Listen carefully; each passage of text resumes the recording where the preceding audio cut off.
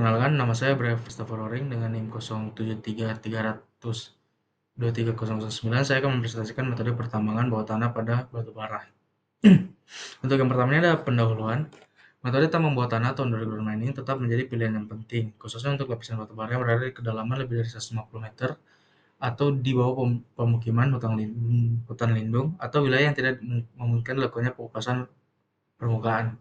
Tambang bawah tanah ini memungkinkan ekstraksi batu bara dengan dampak visual yang lebih minim terhadap lingkungan dan memiliki tantangan teknis dan keselamatan kerja yang lebih besar.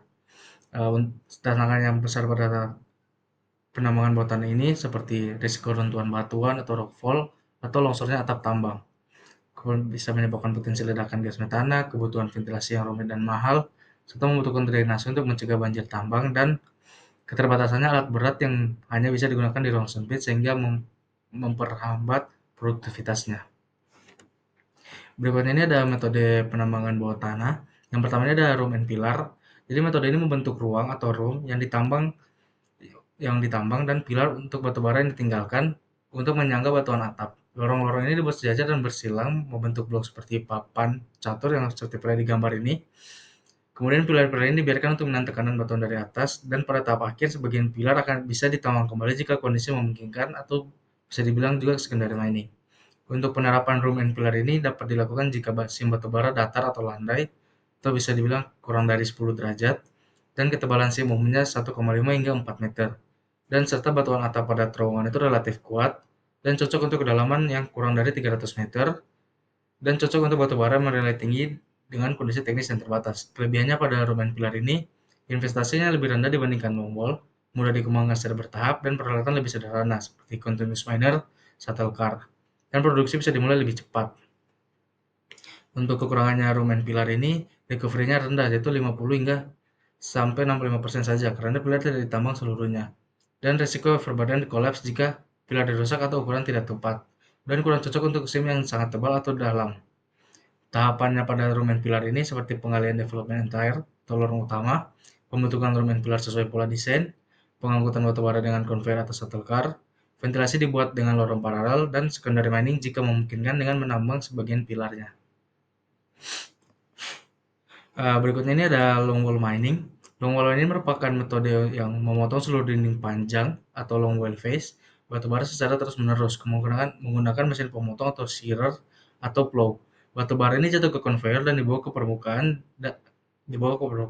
Dan atap pada terowongan ini ditompang oleh penyangga hidrolik bergerak atau shield yang maju mengikuti shearer. Area belakangnya ini dibiarkan runtuh secara terkendali atau caving. Untuk penerapannya ini dapat dilakukan jika sim batu bara lebih tebal yang memiliki ketebalan 1,5 meter dan kontinu, dan dapat digunakan juga pada sim datar atau landai, dan lapisan batu bara itu tidak terganggu oleh adanya patahan setelah ketika diperuntukkannya produksi yang lebih besar. Kelebihannya ini tingkat recovery metode ini sangat tinggi, yaitu hingga lebih dari 85%. Produksi yang sangat tinggi yaitu seperti ratusan ton per jam, dan ini optimisasi yang sangat tinggi. Untuk kekurangannya sendiri itu memiliki biaya yang sangat tinggi, teknologi kompleks, dan butuh operator yang terlatih. Tidak cocok untuk SIM yang terfragmentasi atau bergelombang, dan efek subsidence lebih besar daripada permukaannya. Untuk tahapan teknis ini, pertama itu ada penggalian panel kerja atau development tires di kedua sisi panel, pemasangan sistem conveyor dan alat shear, pengoperasian shear secara terus-menerus, seal hidrolik bergerak bersama shear, dan runtuhan atap dikendalikan di belakang area kerja. Berikutnya ada short wall mining. Short wall ini merupakan modifikasi dari long wall, namun hanya menggunakan panjang panel yang pendek itu sekitar 20 hingga 30 meter, dan cocok untuk tambang yang tidak memungkinkan penggunaan long wall secara penuh. Untuk penerapannya ini biasanya sim batubara pendek dan atau tidak kontinu, ruangan yang dimilikinya terbatas, misalnya tambang di bawah tanah di daerah yang di bawah padat pemukimannya. Dan sim ini dengan banyak gangguan geologis. Untuk kelebihannya sendiri itu biayanya lebih rendah jika dibandingkan dengan long wall, dan lebih fleksibel pada kondisi geologi yang kompleks. Tapi kekurangannya ini produktivitasnya jauh lebih rendah dari long wall dan recovery-nya lebih rendah, yaitu sekitar 60 hingga 75%. Berikut ini ada sublevel caving atau metode galian yang bertingkat. Biasanya digunakan untuk endapan logam keras, tapi bisa diaplikasikan juga pada batu bara yang keras. Pada kondisi batu atap yang mudah runtuh, penambangan dilakukan dari level ke level dengan mengizinkan runtuhan membantu proses produksi. Nah, untuk penerapannya ini biasanya diterapkan pada sim batubara yang tebal dan dalam, dan memiliki atap batuan yang lunak dan tidak stabil.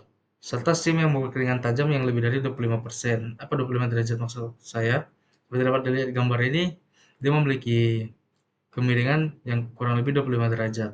Dan dan jika adanya lokasi sulit dijangkau dengan peralatan standar, sub-level cave ini merupakan salah satu metode yang bisa digunakan. Untuk kelebihannya ini dapat mencapai recovery tinggi pada konsisten tertentu dan tidak perlu banyak penyanggaan karena runtuhan itu dapat dikendalikan. Untuk kekurangannya sendiri itu sulit dikendalikan jika batuan atap sangat rapuh dan risiko kecelakaan yang lebih tinggi, dan dapat menyebabkan kontaminasi batu bara dengan adanya batuan dari atapnya. Kesimpulannya, metode penambangan batu bara secara tambang bawah tanah adalah pilihan penting untuk mengeksplorasi cadangan batu bara yang berada di permukaan dalam. Meskipun lebih kompleks dan berisiko tinggi dibandingkan dengan tambang terbuka, metode ini memiliki keunggulan dalam mengurangi dampak lingkungan, terutama pada permukaan lahan. Terdapat beberapa teknik yang dapat diterapkan dalam tambang bawah tanah seperti loam and pillar, long wall mining, hingga short wall. Tetapi metode ini memiliki keunggulan sendiri tergantung kondisi geologi dan kebutuhan produksinya.